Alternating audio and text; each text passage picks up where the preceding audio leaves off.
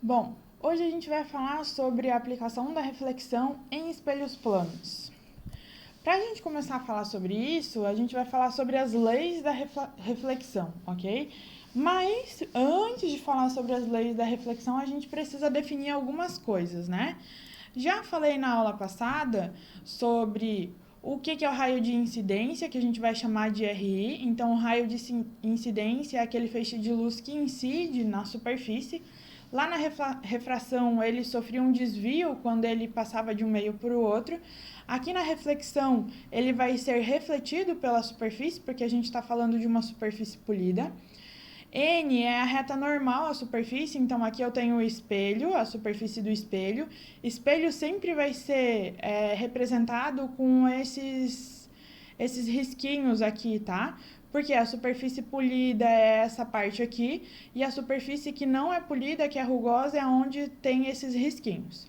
A reta normal é a reta perpendicular a essa superfície, então ela forma um ângulo de 90 graus aqui com a superfície. RR é o raio refletido, né? Então, é o raio que bate na superfície e volta para o meio. I é o ângulo de incidência do raio, então seria esse ângulo aqui. E R é o ângulo de reflexão, que é esse daqui, tá? Aqui está o nosso plano, onde o raio incidente e o raio refletido pertencem ao mesmo plano. E nosso espelho. Definido isso, vamos lá. Primeira lei da reflexão, o que diz? O raio incidente é a reta normal que passa pelo ponto de incidência e o raio refletido estão contidos em um mesmo plano. Então, eu já falei lá, né? Aqui a gente tem o nosso feixe de luz composto pelos nossos raios de luz. Eu tenho a minha superfície e esse feixe de luz e os raios de luz pertencem ao mesmo plano. Segunda lei da reflexão, elas são bem parecidas com as leis da refração, né? A medida do ângulo de incidência é igual à medida do ângulo de reflexão. Então, se um raio de luz incide com um ângulo de, por exemplo, 45 graus, na superfície do espelho, ele vai ser refletido com esse mesmo ângulo de 45 graus. Em relação a quem? Em relação à reta normal. Então, o ângulo de incidência em relação à reta normal vai ser igual ao ângulo de reflexão em relação à reta normal. Como é que a gente faz a construção da imagem em espelhos planos?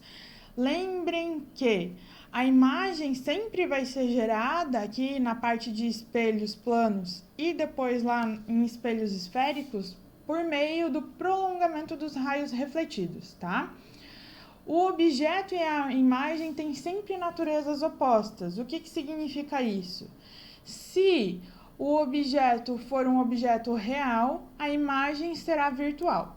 Se a imagem for real, o objeto será virtual, tá? Então, olha só. Aqui eu tenho uma superfície refletora e eu tenho um ponto P. Esse ponto é o nosso objeto. Do ponto P, incidem raios, né, nesse ponto P e estão refletidos pelo ponto P. Esses raios vão chegar à superfície refletora e serão refletidos. O ângulo de incidência é igual ao ângulo de reflexão. O ângulo de incidência é igual ao ângulo de reflexão. Em espelhos planos, a gente precisa de pelo menos 2 raios de luz para formar a minha imagem.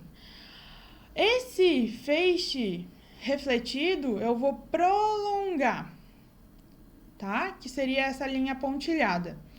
Esse feixe também que está refletido eu vou prolongar. No ponto onde acontece a união entre o prolongamento dos feixes é o ponto onde vai estar a minha imagem. A minha imagem está à mesma distância da superfície do espelho que está o meu objeto. Então, vamos analisar melhor aqui, ó. Eu tenho a pessoa, né, o objeto. Esses raios de luz batem no objeto e são desviados para a superfície refletora. Batem no objeto e são desviados para a superfície refletora. O raio incidente é refletido lá na pessoa. com o mesmo ângulo de incidência ao ângulo de reflexão. O prolongamento, que é a linha pontilhada, eu vou ter aí a formação da minha imagem. Qual que é a diferença desta figura para essa? Aqui eu tenho um ponto...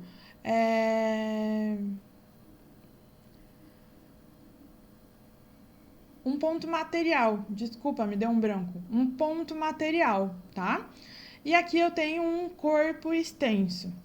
Então, o meu objeto está a uma distância da minha superfície refletora e a minha imagem vai estar à mesma distância. O que mais a gente observa, né, na reflexão, na aplicação em espelhos planos? A gente já falou um pouquinho sobre isso antes, mas uma das propriedades fundamentais dos espelhos planos é a simetria da imagem. O que significa isso? Essa imagem vai estar à mesma distância do espelho que está o objeto, ou seja, a distância do objeto ao espelho vai ser sempre igual à distância da imagem ao espelho. Então, a gente pode observar isso nessa figura, né? Nessas duas figuras. Ó, aqui nessa linha está o meu espelho, aqui eu tenho o objeto e eu tenho a minha imagem à mesma distância do meu espelho, da minha superfície refletora. Aqui eu tenho a superfície refletora, que é o espelho, aqui eu tenho o objeto e a imagem está à mesma distância dessa superfície.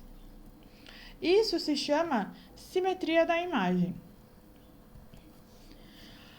Para aplicar esses conceitos, a gente vai resolver no próximo vídeo o exemplo 3 e o exemplo 4. Tchau, pessoal!